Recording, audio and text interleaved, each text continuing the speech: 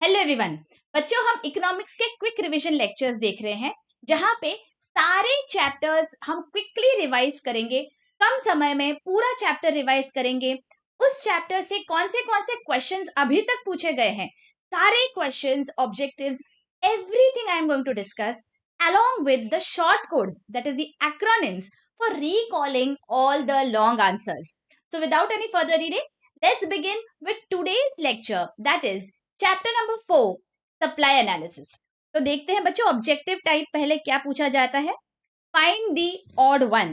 First, revenue concepts, total revenue, average revenue, total cost and marginal cost. तो अभी यहाँ पे नाम में ही दिया हुआ है रेवेन्यू कॉन्सेप्ट कौन सा नहीं है, so total cost is a cost concept, right? So that is the odd one here.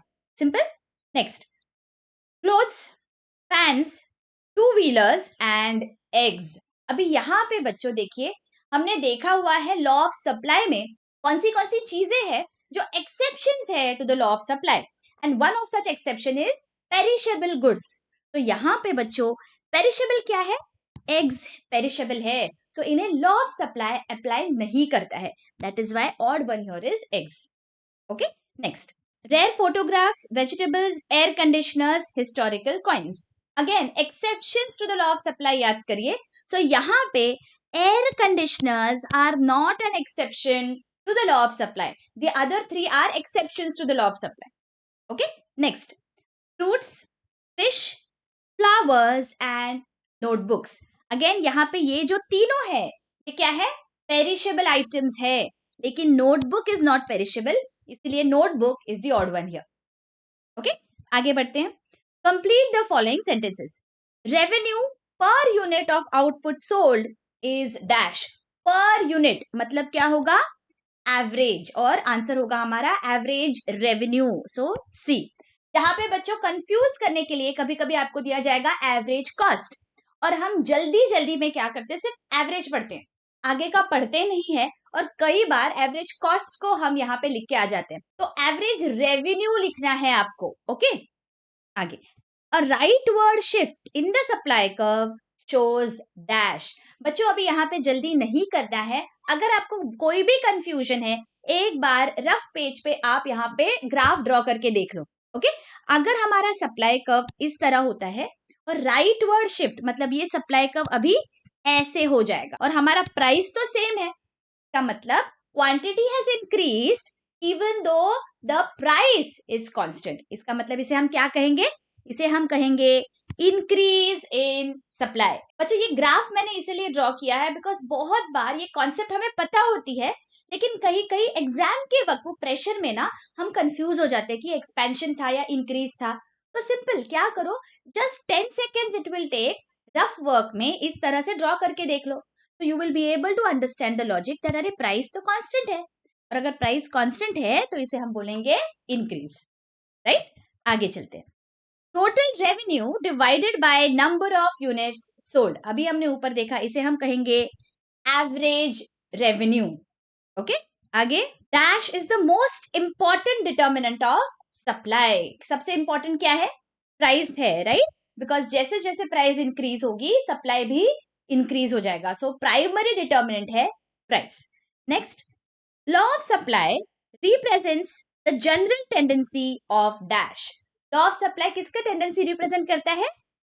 Sellers की। तो यहाँ पे हमारा आंसर है बी। ओके, यहाँ पे बच्चों आपको पूरा सेंटेंस लिखना है आंसर शीट में। यहाँ मैं आपको टिक करके बता रही हूँ just to save time. Answer sheet में बच्चों आपको इस तरह से पूरा सेंटेंस लिखना है, एंड देन इस तरह अंडरलाइन करके आपको आंसर लिखना है। ओके, प्लीज रिमेंबर, गड़बड़ नहीं करना है, right the entire sentence. Okay, आगे, the most significant factor affecting supply of agricultural goods। देखो एग्रीकल्चर किस पे ज्यादा डिपेंडेंट होता है? लेट अस सी कौन से ऑप्शंस दिए गए हैं। Government policies, cost of production, climatic conditions and transport facilities. बाकी सारी चीजें तो है, लेकिन बिकॉज इट इज एग्रीकल्चर ज्यादा उसके लिए इंपॉर्टेंट हो जाता है क्लाइमेटिक कंडीशंस। अगर क्लाइमेट फेवरेबल नहीं है तो चाहे बाकी सारी चीजें अच्छी हो, अगर क्लाइमेट इज नॉट प्रॉपर तो हम प्रॉपर प्रोडक्शन कर ही नहीं पाएंगे, isn't it? So that is why agricultural goods के लिए बहुत इंपॉर्टेंट होता है climatic conditions. Okay, next, supply curve is dash. Let us see options. Slopes upwards from left to right. अभी हमने यहाँ पे ड्रॉ किया था ऊपर, ये स्लोप होता है सप्लाई कर्व का, right. So it is sloping upwards from left to right. तो हमारा आंसर है ए. कभी भी कंफ्यूजन हो जाएगा कि डिमांड कर्व कैसा है, सप्लाई कर्व कैसा है, ऐसे ड्रॉ करके देख लो तो it will be easy for you. Again if there is any confusion, फिर भी एग्जाम में कभी कभी प्रेशर में कंफ्यूजन हो सकता है. This is a price, this is the quantity, है ना. तो यहाँ पे मेरा जो सप्लाई कर्व है, जैसे जैसे प्राइस बढ़ रही है क्वांटिटी भी बढ़ती है, तो मेरा सप्लाई कर्व हमेशा अपवर्ड स्लोपिंग होता है, राइट. डिमांड कर्व हमेशा डाउनवर्ड स्लोपिंग होता है, बिकॉज जैसे जैसे प्राइसेस बढ़ेंगी क्वांटिटी कम हो जाएगी, right. Okay, I am giving you these tricks बच्चों सो दैट एग्जाम में आप गलती नहीं करो. ये जो ऑब्जेक्टिव के मार्क्स होते हैं बच्चों, ये बहुत ही क्रूशियल होते हैं, बिकॉज पूरा मार्क आपका चला जाएगा अगर कोई भी आपने सिली मिस्टेक कर दी तो. इसीलिए जस्ट सो दैट आपकी कोई मिस्टेक नहीं हो, यहाँ पे मैं आपको ये ट्रिक दिखा रही हूँ कि ग्राफ बना लो, 10 seconds hardly it will take, but then कोई कंफ्यूजन अगर रहेगा आपको तो वो क्लियर हो जाएगा. ओके, आगे. When the supply curve is sloping upward, then its slope is dash. Upward sloping है, इसका मतलब जो प्राइस एंड क्वांटिटी है उनका रिलेशन कैसा है? There is a direct relationship. जैसे जैसे प्राइस बढ़ रही है क्वांटिटी भी बढ़ती जाती है, तो this is a direct relationship. That is why जो स्लोप होता है उसे हम कहते हैं पॉजिटिव स्लोप. तो जो सप्लाई कर्व है उसका स्लोप पॉजिटिव है, लेकिन डिमांड कर्व का अगर पूछा जाएगा तो क्या होगा? बिकॉज डिमांड में प्राइस एंड क्वांटिटी का इनवर्स रिलेशनशिप है. प्राइस जैसे जैसे बढ़ती है क्वांटिटी डिमांडेड कम हो जाती है. दैट इज वाई जो स्लोप होता है डिमांड कर्व का वो होता है नेगेटिव स्लोप, राइट. आगे, assertion and reasoning. Assertion: with rising price supply of a commodity falls. Now is this true? जैसे जैसे प्राइसेस बढ़ेंगी सप्लाई भी तो बढ़ेगा, तो ये तो स्टेटमेंट फॉल्स है. आगे, seller earns more profit at a higher price. Obviously अगर प्राइस ज्यादा है तो प्रॉफिट बढ़ने वाला है, so this is true. तो हमारा आंसर हो जाएगा assertion is false but reasoning is true. कौन सा है ये देखिए, option 2. alright, next, assertion: supply is a relative term. okay, supply relative है because it is dependent on price and time etc. तो यहाँ पे ये तो true है.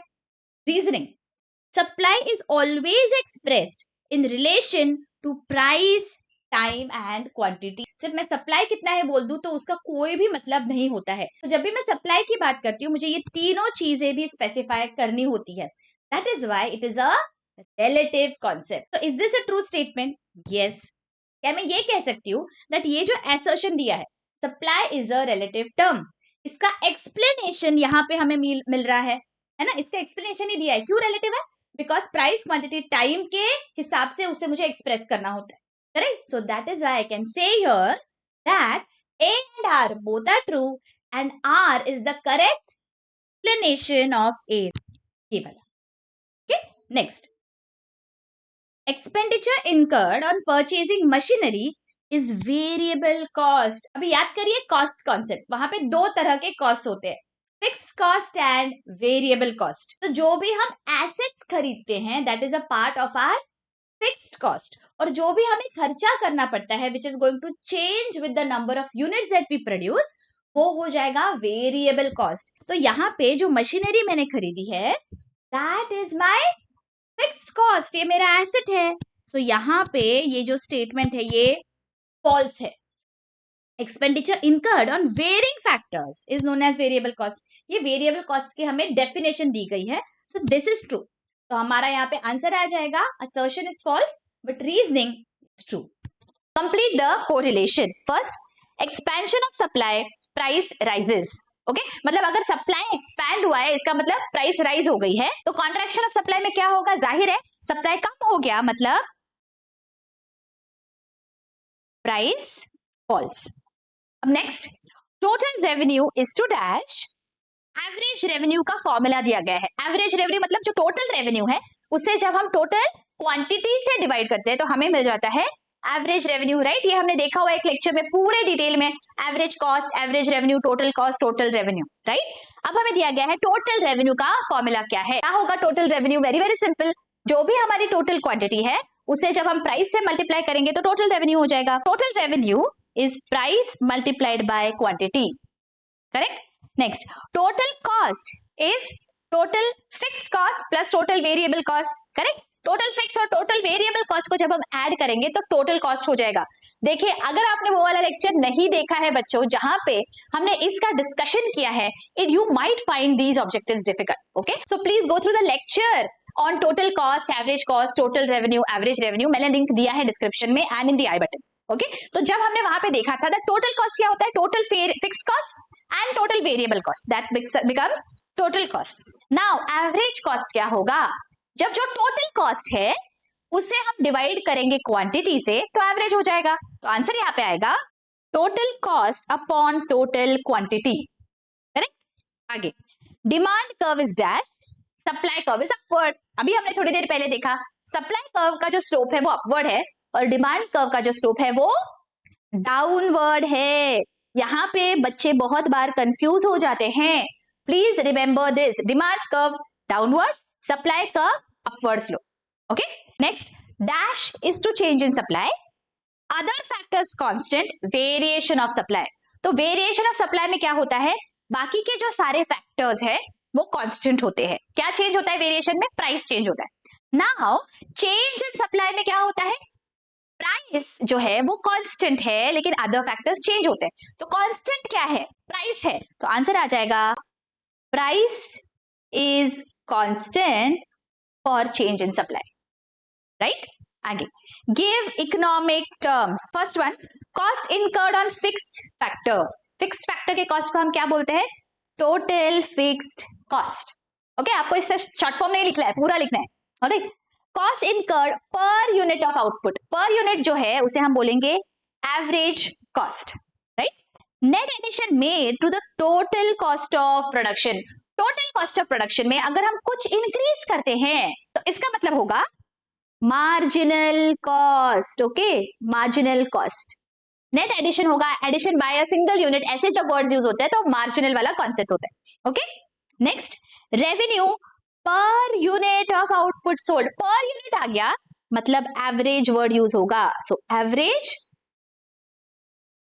Revenue, okay. आगे, distinguish between stock and supply. तो ये चैप्टर के स्टार्टिंग में फर्स्ट लेक्चर में हमने डिटेल में देखा था बच्चों दैट स्टॉक और सप्लाई में क्या फर्क होता है, इनके मीनिंग्स क्या होते हैं, ठीक है।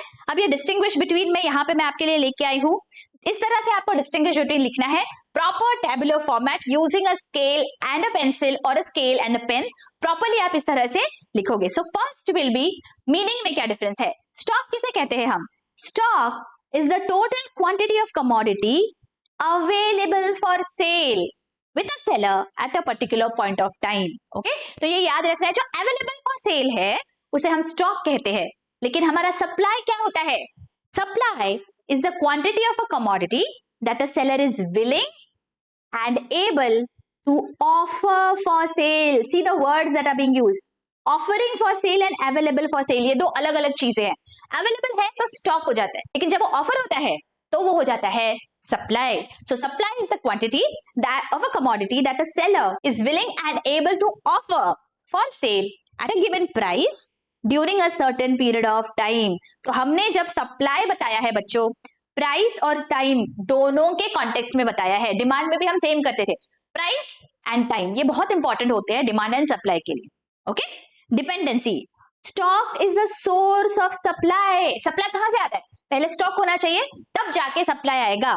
It is potential supply, stock is potential supply, hence stock decides the supply of a commodity, मतलब स्टॉक के ऊपर सप्लाई डिपेंडेंट है, इसलिए स्टॉक को हम पोटेंशियल सप्लाई भी कहते हैं, right. And supply is derived from stock, hence supply can not decide stock of a commodity, okay. तो ये ध्यान रखना है हमें कि जो सप्लाई है that is dependent on stock, stock will decide कि कितना सप्लाई होना चाहिए, करेक्ट। आगे, stock can be increased by increasing production, अगर किसी भी चीज का हमने प्रोडक्शन ज्यादा किया तो उसका स्टॉक बढ़ जाएगा, लेकिन सप्लाई कब बढ़ेगा, सप्लाई बढ़ाने के लिए हमें स्टॉक बढ़ाना पड़ेगा, तो इस तरह से वो डिपेंडेंट है। Supply is dependent on stock and stock is dependent on production. Alright, next relationship. Normally stock exceed supply, किसी भी चीज का जो हमारे पास टोटल प्रोडक्शन है that is obviously going to be more और it will be equal to the supply, उससे कम नहीं हो सकता है। So stock will always be more than the supply और supply can be less than और equal to stock, it cannot exceed stock.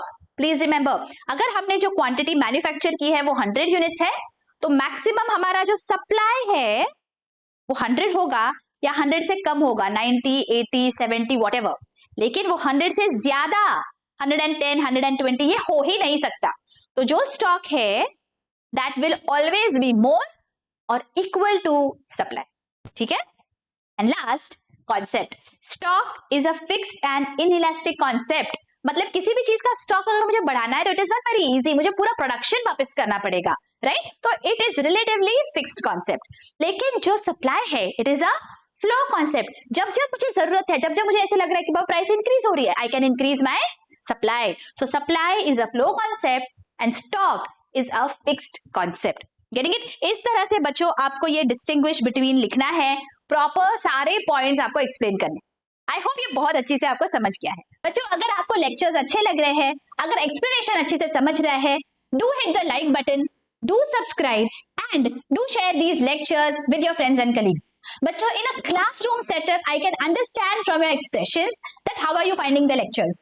But in this particular setup, it is difficult for me to understand unless and until you show your appreciation by hitting the like button and by commenting in the comments below. So let the comments pour in and do share these lectures with your friends and colleagues. Thank you so much. Okay, चलो next. Expansion and increase in supply.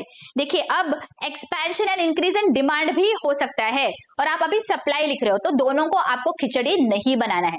अब आप supply वाले chapter में हो, so please यहाँ पे concentrate करिए, demand को आपको साइड में रखना है। अब हमें देखना है एक्सपेंशन इन सप्लाई मतलब क्या होगा। किसी भी चीज का एक्सपेंशन मतलब ज्यादा हो गई क्वांटिटी, और वो क्यों होती है एक्सपेंशन में? बिकॉज जो प्राइस है वो बढ़ गई और बाकी सारे फैक्टर्स कांस्टेंट होते हैं, राइट? तो उसे हम एक्सपेंशन बोलते हैं। तो मीनिंग क्या होगा? It refers to rise in the quantity solely due to rise in price. सिर्फ और सिर्फ प्राइस के चेंज के वजह से क्वांटिटी सप्लाइड चेंज हो गई, तो दैट इज एक्सपेंशन। लेकिन जो इंक्रीज है वो क्या होता है? Price is constant but other factors are favourable, जिसके वजह से सप्लाई बढ़ गया, तो हम बोलेंगे increase in supply. See, it refers to rise in the quantity supplied solely due to favorable changes in other factors such as fall in prices of inputs, fall in tax rates, etc. तो other factors के change और price का change, ये difference है। तो यहाँ पे constant क्या है? Expansion में other factors are constant और increase में price is constant। अब आपको क्या करना है? एक supply curve बनाना है। देखिए expansion of supply में क्या हो रहा है? Original price was P and original quantity is Q, तो M was your intersection point। ठीक है, अब क्या हो गया? प्राइस बढ़ गई जिसके वजह से quantity has also gone up, तो Q से Q1 क्वांटिटी हो गई और प्राइस P से P1 हो गई। उसके वजह से इंटरसेक्शन पॉइंट भी अपवर्ड मूव हो गया N पे।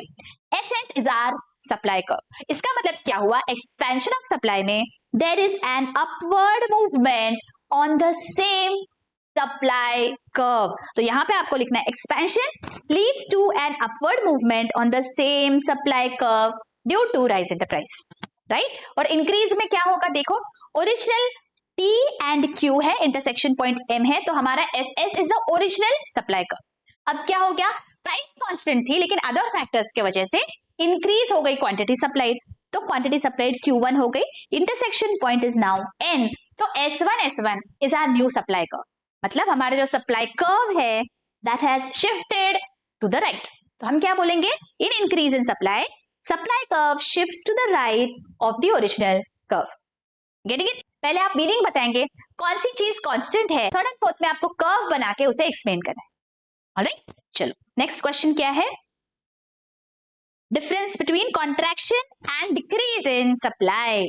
कॉन्ट्रैक्शन मतलब हमारी जो क्वांटिटी है वो कम हो गई, अभी कॉन्ट्रैक्शन ऑफ सप्लाई होता है because of decrease in prices, तो it refers to fall in the quantity solely due to fall in the price. Solely सिर्फ और सिर्फ प्राइस के चेंज के वजह से जब हमारी क्वांटिटी सप्लाइड कम हो गई तो हम कॉन्ट्रैक्शन कहेंगे, और बाकी फैक्टर्स के चेंज के वजह से प्राइस कांस्टेंट थी लेकिन बाकी फैक्टर्स अनफेवरेबल होने की वजह से हमारी क्वांटिटी सप्लाइड कम हो गई तो हम बोलेंगे decrease in supply. It refers to fall in the quantity supplied solely due to unfavorable changes in other factors such as increase in prices, increase in taxes, etc. Okay, same point अगर आपका होगा यहाँ पे कि other factors are constant और decrease में price is constant. और third and fourth point में आपको एक्सप्लेन करना है आपका सप्लाई कर्व. तो सप्लाई कर्व फॉर कॉन्ट्रैक्शन में क्या हुआ देखो, original P was the price and Q was the quantity supplied, N was the intersection.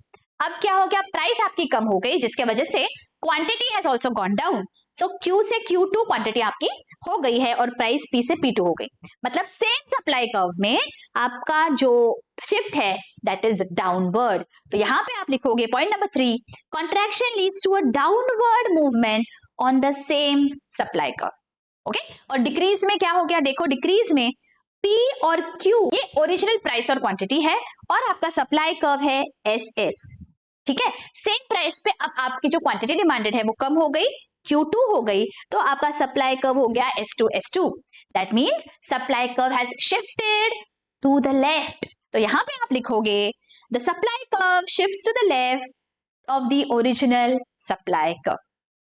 Okay, and last distinguish between क्या है आपका, average revenue and average cost. Average revenue क्या होगा, जो टोटल रेवेन्यू है उसे जब हम टोटल क्वांटिटी से डिवाइड करेंगे तो एवरेज रेवेन्यू हो जाएगा, और टोटल कॉस्ट को जब टोटल क्वांटिटी से डिवाइड करेंगे तो एवरेज कॉस्ट हो जाएगा. So let us see the distinguish between. Meaning average revenue refers to revenue per unit of quantity sold. Per unit of quantity sold जो होता है that is average revenue. And average cost refers to cost per unit of quantity produced. एक unit of quantity production के लिए जो cost है that is average cost, and एक unit of quantity sold का जो रेवेन्यू है दैट इज एवरेज रेवेन्यू. ठीक है, कैसे कैलकुलेट करेंगे, it is calculated by dividing total revenue by total number of units sold. तो आपको इस तरह से थर्ड पॉइंट में फॉर्मूला लिखना है. एंड कॉस्ट के लिए क्या आएगा, it is calculated by dividing total cost by total number of units produced. तो वर्ड यहाँ पे क्या है देखो, units produced and units sold. Okay, so average cost is total cost divided by total quantity produced. Okay, और यहाँ पे था total quantity sold. आप चाहे तो यहाँ पे आप एग्जाम्पल भी दे सकते हैं. 2000 is the total revenue for selling 20 units. So the average revenue will be 2000 upon 20. इस तरह आपको लिखना है. आप कॉस्ट के लिए भी आप लिख सकते हो that the total cost for producing 10 units was 5000. So what is the cost of one unit? 5000 divided by 10. इस तरह आप एग्जाम्पल भी दे सकते हो if time permits. Alright, and last relationship. Normally average revenue will always be more then average cost. जाहिर है ना, जो भी आपका कॉस्ट है पर यूनिट उससे ज्यादा पे ही आप किसी भी कमोडिटी को बेचोगे तो average revenue will always be more. और उसी तरह से आपको लिखना है that average cost normally will be less than average revenue. इस तरह आपको ये डिस्टिंग्विश बिटवीन लिखना है. Okay, next question. Observe the following table and answer the questions. So price दी गई है हमें, प्राइस बढ़ रही है 10, 15, 20, 25, 30 इस तरह से, और अगर प्राइस बढ़ रही है तो quantity supplied also has to go up. तो यहाँ पे 10 प्राइस पे क्वांटिटी सप्लाइड इज 200. So 15 पे कितना ये हमें लिखना है, और 20 पे क्वांटिटी सप्लाइड इज 300. तो वैसे देखा जाए बच्चों, जैसे प्राइस इंक्रीज होगी क्वांटिटी सप्लाइड भी इंक्रीज होगी, राइट. अब जब प्राइस 10 है क्वांटिटी सप्लाइड 200 है तो 15 पे क्वांटिटी सप्लाइड बढ़ेगी, लेकिन वो कितनी होगी, it can be anywhere from 201 to 299. Alright, but ये यहाँ पे ईज के लिए यहाँ पे हम लिख सकते हैं 250, बट ये जरूरी नहीं है बच्चों. ओके, दैट वो इसी तरह मूव हो. इंक्रीज तो होना है लेकिन वो कितने से होगा, that can be anything from 200 to 299. यहाँ पे मैं 250 लिख रही हूँ बिकॉज ये 50-50 का यहाँ पे डिफरेंस है. सो 300, 350, यहाँ पे 400, 450 एंड 500, बिकॉज इस तरह से कोरिलेशन यहाँ पे दिया गया है. But for you to understand this concept इस तरह जरूरी नहीं है, इंक्रीज होना जरूरी है. ठीक है, आगे complete the above supply schedule. Draw diagram for the above supply schedule. अब ये तो आपको आ जाएगा एक्स और वाई एक्सिस पे, आपको ये जॉट डाउन करने हैं पॉइंट्स, और आपका अपवर्ड स्लोप पे सप्लाई कर्व बन जाएगा. And state the relationship between price and quantity supply. तो जब आपने सप्लाई कर्व बनाया है तो बस आपको उसे एक्सप्लेन करना है that when the price was 10, quantity supplied was lowest 200 units, but gradually as the prices increased, quantity supplied also started increasing, and when the price was highest at 40, quantity supplied was also highest at 500. So thus we can state that there is a direct relationship between price and quantity supplied. Okay, चलो आगे, observe the market supply schedule of potatoes. तो यहाँ पे fill in the gaps करना है आपको। तो market supply as we know it will be a total of A plus B plus C। तो टोटल हमारा मार्केट सप्लाई 100 है, तो हमें A निकालना है। तो हम कैसे करेंगे, 100 माइनस 45 माइनस 25 कितना आ रहा है, दिस इज 35। नेक्स्ट, अब this will be A plus B plus C, this is how much, 112। Okay, again third में क्या आएगा, 155 minus 55 minus 40, this is 60, and last 154 minus 50 minus 44, that gives us 60। Okay, अब हमें क्या पूछा गया है, देखिए कंप्लीट करना है ये। And second, draw the market supply curve and explain it. Alright, तो ये सप्लाई कर्व हमें यहाँ पे बनाना है बच्चों। तो जब हम ये सप्लाई कर्व बनाएंगे बच्चों, तो यहाँ पे देखेंगे दैट हमारा जो सप्लाई है it has gone up from 100 to 112, उसके बाद 112 से वापस 155 इट हैज अगेन इंक्रीज्ड, लेकिन 155 से 154 यहाँ पे ये कांस्टेंट है, even though the price has gone up. ये आपको यहाँ पे प्लॉट करना है, ओके, ग्राफ बनाना है। तो जब आप ग्राफ देखेंगे तो ये इंक्रीज हो रहा है और उसके बाद वो स्टैग्नेंट हो जाएगा, ठीक है।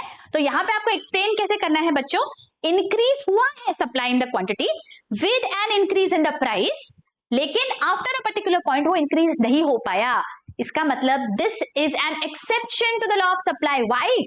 बिकॉज ये देखिए यहाँ पे शेड्यूल ऑफ पोटैटोज है, एग्रीकल्चरल गुड्स है, तो यहाँ पे शॉर्ट टर्म में आप कितना सप्लाई इंक्रीज कर सकते हो, there is a limit, right. आप बहुत ज्यादा सप्लाई तो इंक्रीज नहीं कर सकते, बिकॉज प्रोडक्शन झट से तो नहीं होता, it takes a lot of time, right. That is why जो एग्रीकल्चरल गुड्स है वो एक्सेप्शन है लॉ ऑफ सप्लाई का, हमने देखा हुआ है।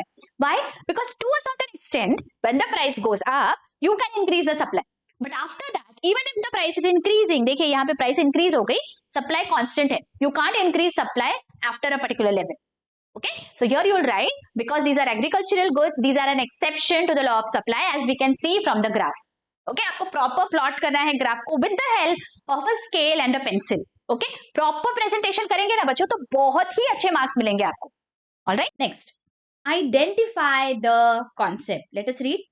Out of 4,000 kg of rice, the farmer offered to sell 1,000 kg of rice in the market at 40 per kg. उसके पास 4,000 का प्रोड्यूस था, लेकिन उसने सिर्फ 1,000 kg ऑफर किया। तो this is what, when you offer something for sale it is known as supply. ये supply की डेफिनेशन है बच्चों। Let us read.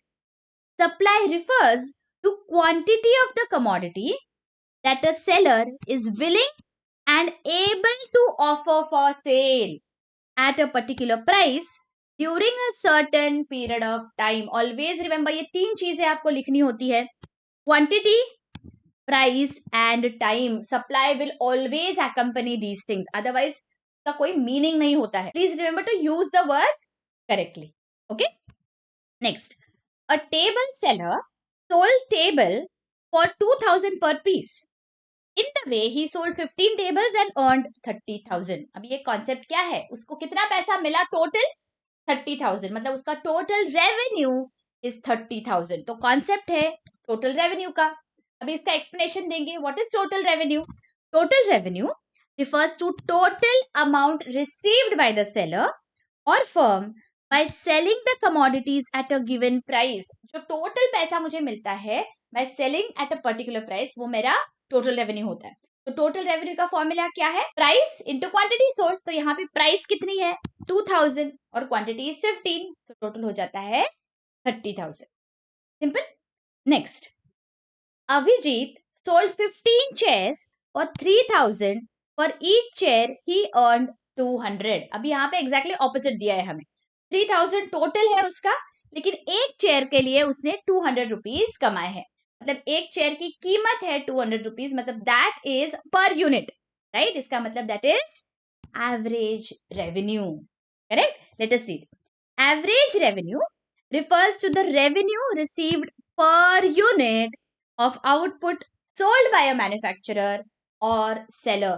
Per unit की बात आती है तो एवरेज, और टोटल की जब भी बात आएगी that will be total revenue.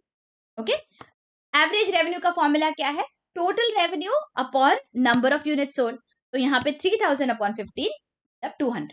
Getting it? क्या यहाँ तक आपको समझ गया है बच्चों? यहाँ पे हमने सारे क्वेश्चंस कवर कर लिए हैं बच्चों।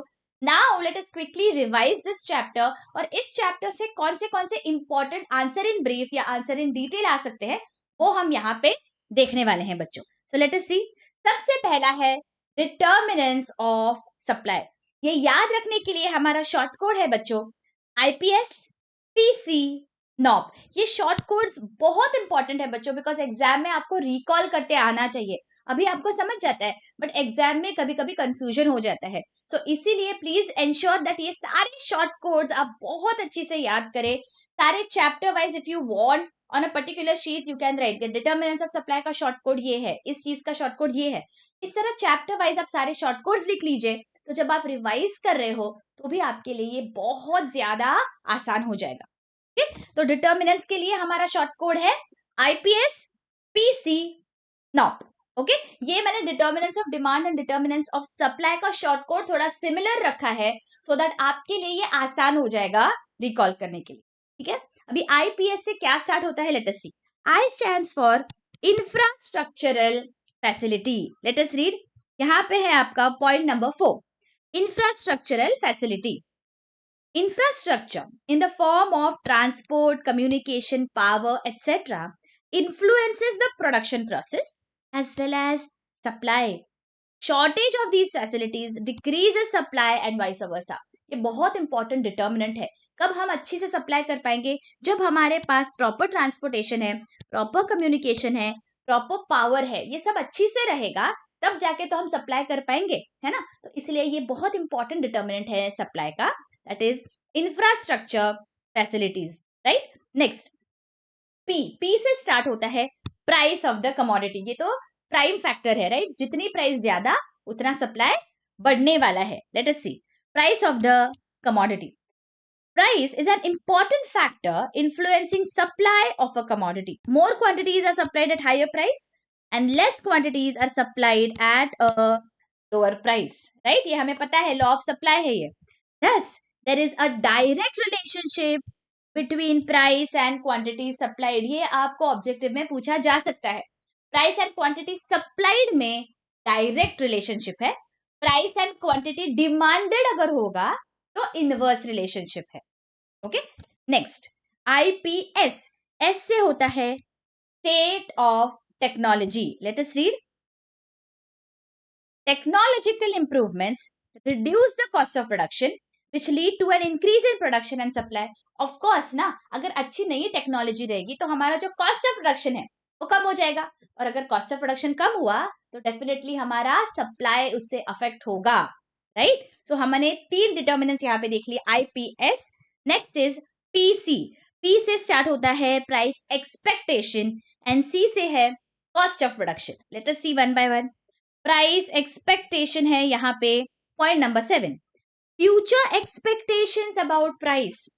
If the prices are expected to rise in the future, the producer may withhold the stock. ये हम देखते हैं बच्चों बहुत बार। अगर हमें पता है that future में जाके प्राइस बढ़ने वाली है तो आज जो स्टॉक है we are going to withhold it, we will not sell at this price. लेकिन अगर उल्टा है, हमें पता है that फ्यूचर में जाके शायद प्राइस गिर सकती है, तो जो भी हमारे पास अभी अवेलेबल स्टॉक है we will quickly sell it off. Right? So future expectation of price is also a determinant of supply. Okay. Next is cost of production. If the factor price increases, cost of production also increases and as a result supply will decrease. क्यों? Of course ना, अगर ज्यादा पैसे लग रहे हैं मुझे कोई चीज प्रोड्यूस करने के लिए तो मैं जितनी क्वांटिटी प्रोड्यूस कर सकती हूँ वो कम हो जाएगी, एंड ऑफ कोर्स अगर प्रोडक्शन कम है तो सप्लाई कम हो जाएगा, इजंट इट? तो ये हमारे 5th डिटर्मिनेंट हो गया। Next is natural conditions. Let us see point number 6, natural conditions. The supply of agricultural products depends on natural conditions. हमने अभी ऊपर ऑब्जेक्टिव टाइप में देखा है बच्चों। For example, a good monsoon and favorable climatic condition will produce a good harvest, of course. So the supply of agricultural products will increase and unfavorable climatic conditions will lead to decrease in the supply. तो अगर climatic conditions में कोई भी change आ जाता है तो हमारा supply इससे affect हो जाएगा. इसलिए natural conditions भी बहुत बहुत important है. Next क्या है determinant देखो. Other factors. Now let us see other factors क्या है. Other factors include nature of the market. हमने देखा है forms of market में perfect competition है, oligopoly है, monopoly है, क्या है? इस पे डिपेंड करेगा supply. Relative prices of other goods. हमारे जो कॉम्पिटिटर्स है उनके प्राइसेस क्या है कमोडिटीज के, वो भी अफेक्ट करेगा हमारा supply. Export and import and industrial relations.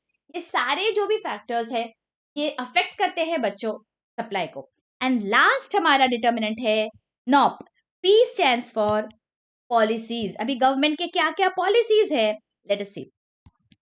Favorable government policies may encourage supply and unfavorable policies may discourage the supply. Government policies like taxation, subsidies, industrial policies may encourage or discourage production and supply depending on government policy measures.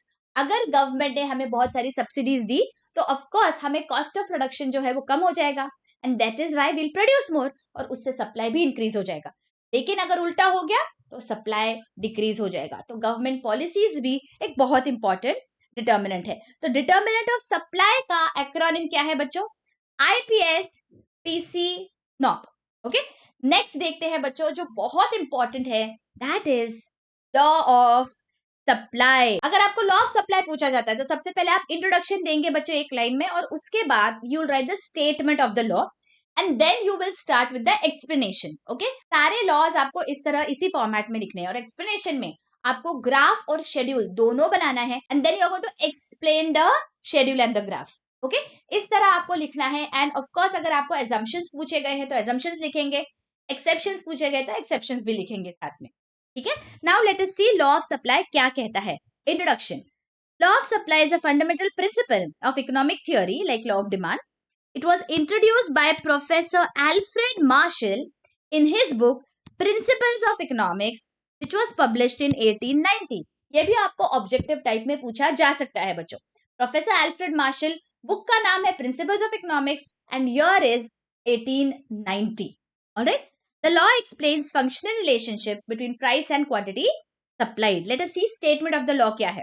तो आपको कैसे लिखना है यहाँ पे exam में, according to the law of supply and then आपको ऐसे इन्वर्टेड कॉमास में लिखना है.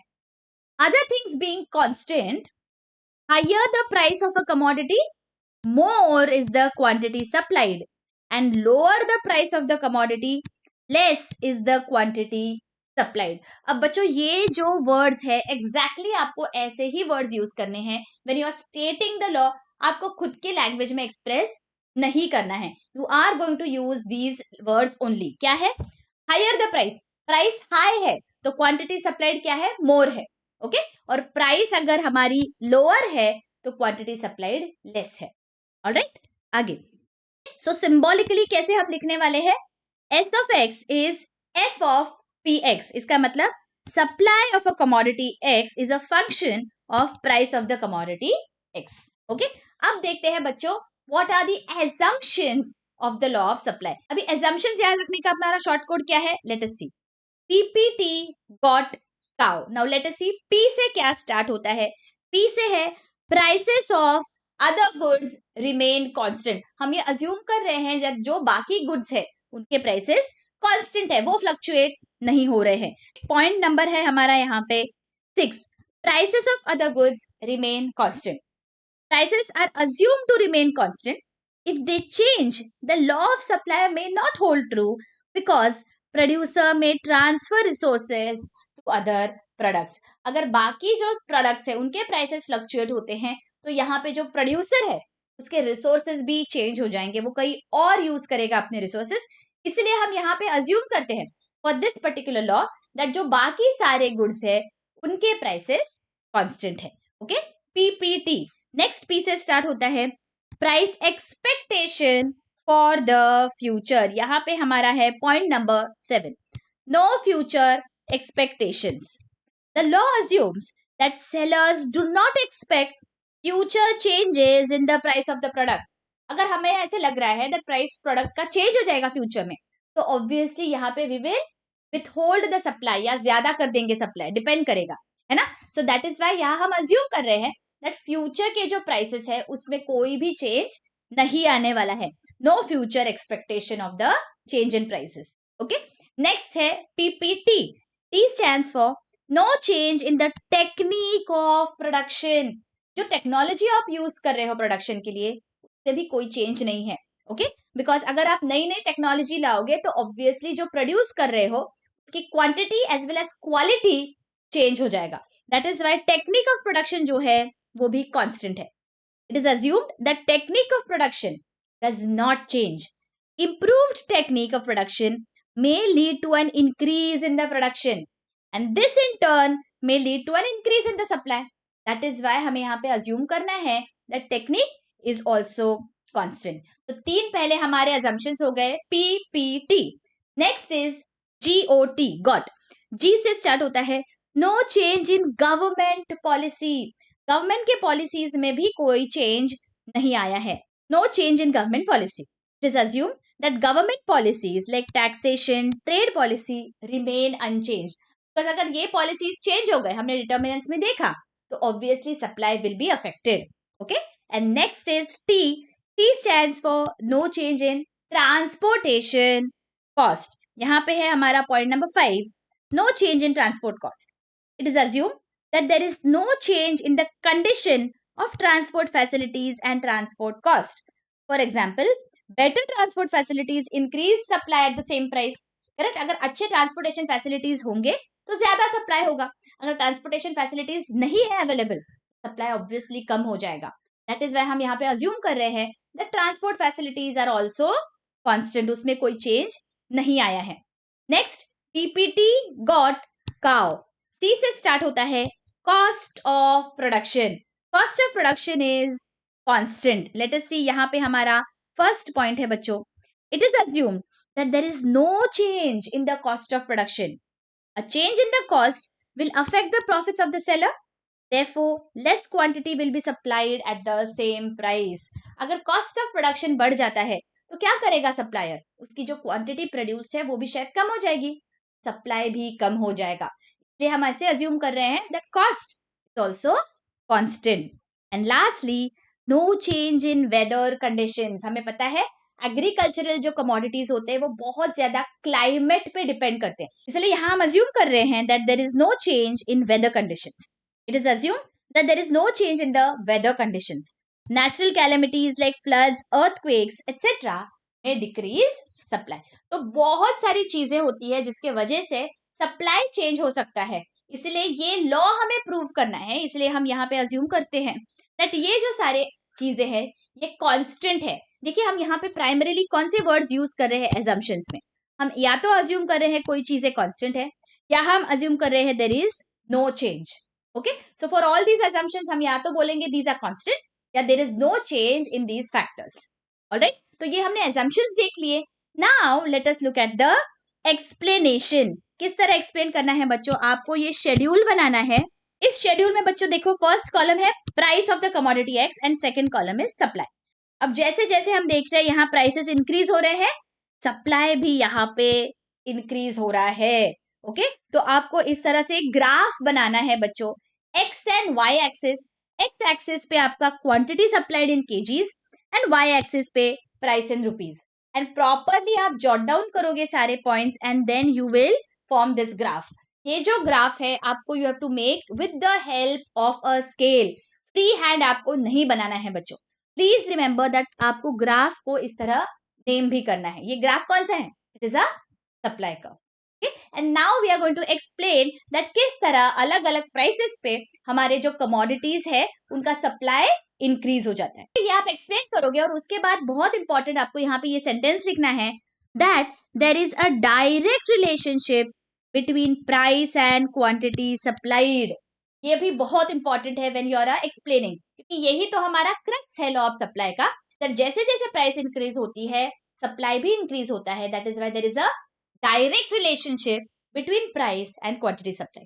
ओके, एंड देन यहाँ पे आपको और एक चीज लिखनी है that The slope is from left to right means it is a positive slope. Alright, तो एक्सप्रेशन के साथ साथ आपको स्लोप कैसा है वो भी यहाँ पे लिखना होता है बच्चों.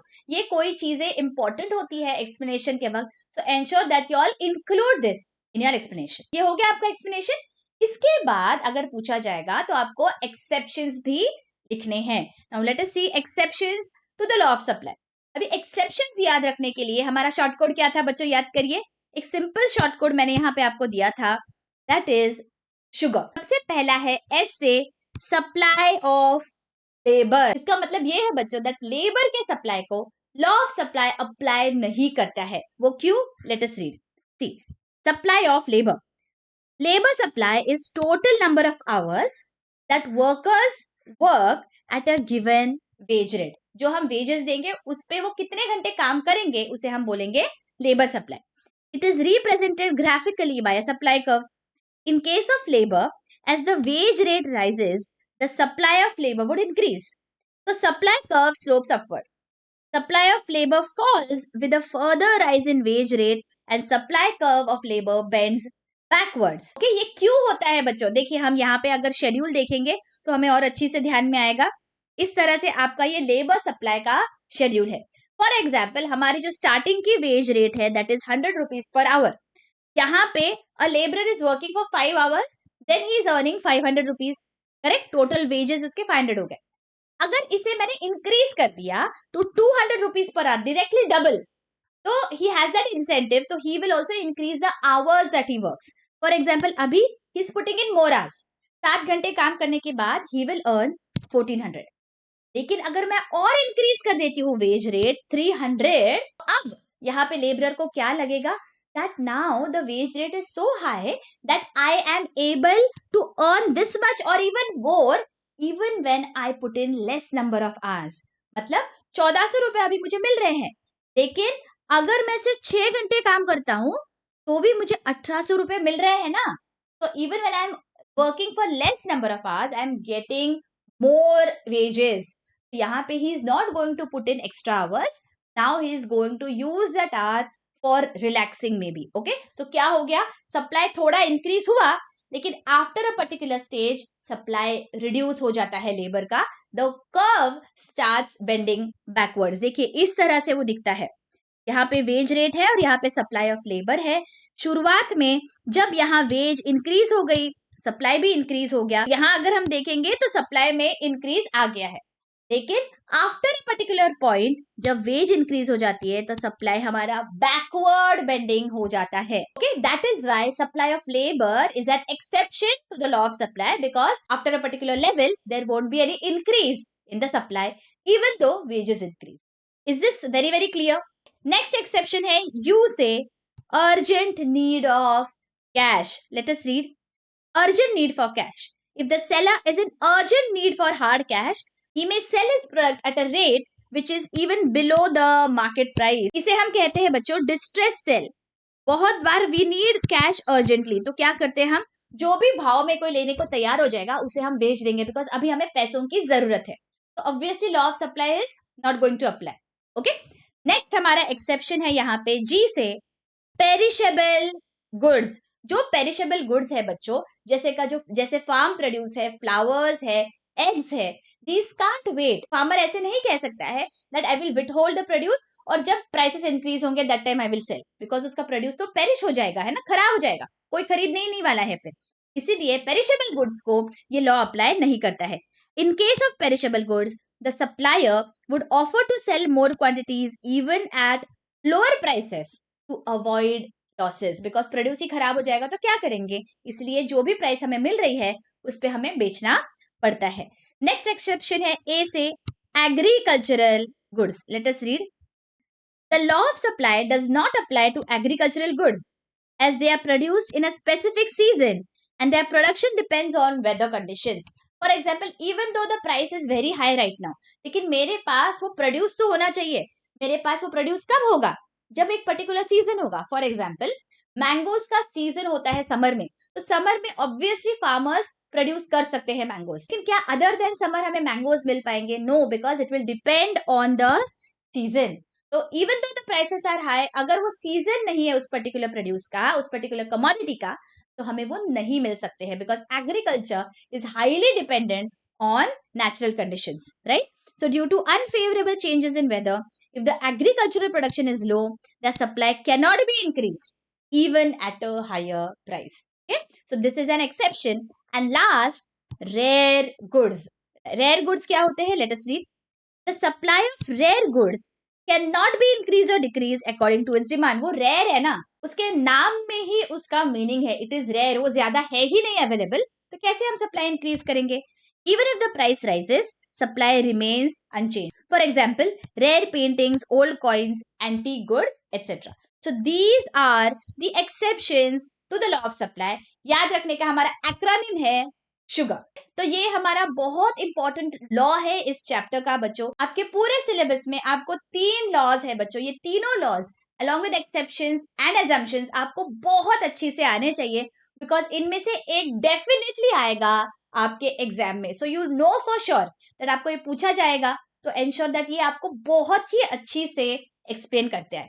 ओके, नेक्स्ट है बच्चों variations in supply. Let us see. When quantity supplied of a commodity varies due to change in its price, other factors are constant. उसे हम कहते हैं variation in supply. Variation in demand के जैसा ही होता है ये वेरिएशन इन सप्लाई, जहां पे सिर्फ प्राइसेस चेंज होने वाली है, बाकी सारी चीजें कांस्टेंट रहेंगी. हमने माइक्रो इकोनॉमिक्स में देखा है बच्चों, माइक्रो इकोनॉमिक्स का एक बहुत इंपॉर्टेंट फीचर है दैट इट अज्यूम्स दैट बहुत सारी चीजें कांस्टेंट है ना. तो इसलिए यहाँ पे हमने अज्यूम किया है that everything else remains constant, only price will fluctuate. तो first is expansion of supply. Expansion of supply refers to rise in the quantity supplied due to rise in the price of a commodity, other factors remaining constant. सिर्फ price बढ़ गई और quantity बढ़ गई, इसका मतलब this is expansion. हमारा graph कैसे दिखेगा बच्चों? देखो, आपको एग्जाम में ग्राफ ड्रॉ करना है अगर आपको पूछा जाएगा तो. ये हमारा सप्लाई कर्व है. S S P and Q R are original price and quantity supplied. Okay, यहाँ पे अगर प्राइस मेरी बढ़ जाती है P1 पे, तो ऑब्वियसली क्वांटिटी सप्लाइड हमारा Q1 हो जाएगा. ओके, तो ये सिंपल हो गया एक्सपेंशन. अभी कॉन्ट्रैक्शन क्या है? Let us see. Contraction of supply refers to fall in the quantity supplied due to fall in the price of a commodity, other factors remaining constant. ये आपको लिखना है बच्चों, other factors are constant. Now let us see इसका graph कैसे दिखेगा. S S is our supply curve. हमारी original price थी P एंड ओरिजिनल क्वांटिटी है Q. जब हमारी प्राइस कम हो गई P2, तो क्वांटिटी भी हमारी Q2 हो. तो यहाँ पे हो गया variation in supply, that means expansion and contraction. Similarly हमारे पास और है चेंजेस इन सप्लाई, मतलब increase in supply and decrease in supply. Let us see. Increase in supply refers to rise in the supply of a given commodity due to favorable changes in other factors such as fall in the prices of inputs, fall in tax rates, technological upgradation etc. कोई भी जो determinants of supply है उसमें से कोई भी अच्छा हो जाएगा तो ऑब्वियसली सप्लाई अफेक्ट होगा. लेकिन प्राइस कांस्टेंट है, ये इंपॉर्टेंट है. इंक्रीज इन सप्लाई में प्राइस कांस्टेंट है, बाकी कोई भी फैक्टर चेंज हो गया जिसके वजह से सप्लाई बढ़ जाता है, तो हम इसे कहेंगे increase in supply. Let us see हमारा ग्राफ कैसे दिखता है. S S is our original supply curve, जहां पे P और Q हमारी ओरिजिनल प्राइस और ओरिजिनल क्वांटिटी सप्लाइड है. लेकिन यहाँ पे प्राइस सेम थी P, but other factors change हो गए, इसके वजह से क्वांटिटी सप्लाइड इंक्रीज हो गई, तो इसे हम कहेंगे increase in the supply. Price में कोई भी असर नहीं आया है. ओके, एंड नेक्स्ट है हमारा decrease in supply. Again decrease in supply क्या है? There is a fall in the supply of a given commodity due to unfavourable changes in other factors such as increase in the prices of inputs, increase in tax rate, outdated technology etcetera, while price remains constant. और एक बहुत important चीज आपको यहाँ पे add करनी होती है बच्चों increase and decrease in supply में, दैट आपका जो सप्लाई का कर्व है that is going to shift. जिससे supply curve shifts to the left of the original supply curve in decrease in supply. देखिए यहाँ पे original supply curve S S है, लेकिन सेम प्राइस पे क्वांटिटी सप्लाइड हमारी कम हो गई तो सप्लाई कर्व लेफ्ट में शिफ्ट हो गया। ये बहुत इंपॉर्टेंट ऑब्जेक्टिव टाइप में भी पूछा जा सकता है बच्चों। ओके, डिक्रीज इन सप्लाई में supply curve shift to the left and increase in supply में supply curve is going to shift to the right. Okay, देखिए यहां पे दिया है the supply curve shifts to the right of the original supply curve। Objective type में पूछा जा सकता है। अगर राइट में शिफ्ट हो गया इसका मतलब इंक्रीज, लेफ्ट में शिफ्ट हो गया मतलब डिक्रीज। इज इट क्लियर बच्चों? ये सारा हम क्विक रिवीजन कर रहे हैं इसलिए I am explaining it in a quick way. अगर यहाँ पे आपको कोई भी डाउट है, मैंने यहाँ पे लिंक दे रखी है, पूरा डिटेल में मैंने एक्सप्लेन किया है ये लेक्चर्स में। अगर आपको किसी भी टॉपिक में कोई भी डाउट है, ये लेक्चर्स को आप रेफर कर लीजिए, यहाँ पे सारे डाउट्स आपके क्लियर हो जाएंगे। ओके, नेक्स्ट हमारी कॉन्सेप्ट आती है बच्चों, last concept is cost and revenue. क्या है? Let us read. When an entrepreneur undertakes an act of production, he has to use various inputs like raw material, labor, capital, etc. He has to make payments for such inputs। जो भी हम खरीदेंगे उनके लिए हमें पैसा देना पड़ेगा। फैक्टर्स ऑफ प्रोडक्शन को रिवॉर्ड्स देने पड़ते हैं, right? The expenditure incurred on these inputs is known as cost of production. जो भी हमें चीज बनाने के लिए, कमोडिटी बनाने के लिए एक्सपेंसेस लगे हैं in the form of raw material, in the form of labour, capital etcetera, ये जो सब है इसे हम कहते हैं cost of production. Cost of production increases with an increase in the need of output. There are 3 types of cost of production. क्या है? Let us see. Total cost, total मतलब पूरा। Let us see. Total cost is the total expenditure incurred by a firm on factors of production required for the production of goods and services। तो सारा कुछ मिला के जो भी रहेगा that will be our total cost। Total cost is the sum of total fixed and total variable cost at various levels of output। देखिए, total cost is total fixed plus total variable cost। अभी fixed cost क्या होता है हमने ऊपर देखा है बच्चों। Fixed cost will remain fixed even if your output changes। मतलब जो भी सारे आप फिक्स एक्सपेंडिचर्स करते हो, जैसे आप कोई भी एसेट खरीदते हो, लैंड खरीदते हो, बिल्डिंग खरीदते हो, मशीनरी खरीदते हो, तो ये सारा हो जाएगा fixed cost. Let us C. Total fixed costs are those expenses which are incurred on fixed factors such as land, machinery, etc. And variable costs are those expenses of production which are incurred on variable factors such as labor, raw material, power, fuel, etc. अब ये जो expenses है ये recurring nature के होते हैं ना, इसीलिए ये हो जाएंगे वेरिएबल। जैसे जैसे यूनिट्स चेंज होंगे वैसे जैसे ये कॉस्ट भी चेंज हो जाएगी। तो variable cost and fixed cost मिला के टोटल कॉस्ट होता है। ओके, एवरेज कॉस्ट क्या है? देखो, average cost refers to cost of production per unit. मतलब average cost will be total cost upon total quantity. Okay, and marginal cost क्या है? Marginal cost is net addition made to total cost by producing one more unit of output। एक unit of commodity आपने extra अगर produce किया तो उसके लिए आपको जो कॉस्ट इनकर करना पड़ेगा उसे हम कहते हैं marginal cost. Let us see. Marginal cost is equal to total cost of nth unit minus total cost of previous unit. Okay, for example यहाँ पे दिया हुआ है previous total cost of producing 4 units is 200 and producing 5 units is 250, right? तो 5 units का cost है 250, 4 units का है 200, तो 5th यूनिट का कॉस्ट हो जाएगा 250 minus 200 that is 50। Okay, and lastly है रेवेन्यू कॉन्सेप्ट। रेवेन्यू क्या होगा? जो रिसीट्स है उसे हम कहेंगे revenue. Let us see. The term revenue refers to the receipts obtained by the firm from the sale of certain quantities of a commodity at a given price in the market। Again ये 3 हो जाएंगे, total revenue, average revenue and marginal revenue। Let us see. Total revenue is total sale proceeds by selling a commodity at a given price। It is the total income of the firm। So total revenue is price into quantity, as simple as that, है ना? Next is average revenue। Average revenue is the revenue per unit of output sold। मतलब जो total revenue है उसे हम divide कर देंगे total quantity से, तो हमारे पास एवरेज रेवेन्यू आ जाएगा। Okay, and lastly marginal revenue. Marginal revenue is the net addition made to the total revenue by selling an extra unit of the commodity.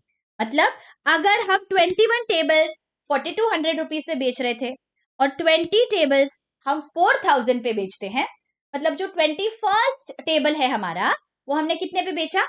4200 minus 4000, that is 200. तो हमारा marginal revenue is 200. Is this very very clear बच्चों? तो यहाँ पे we have finished revising our entire chapter 4. अगर आपको revision lectures अच्छे लग रहे हैं बच्चों, let me know in the comment section.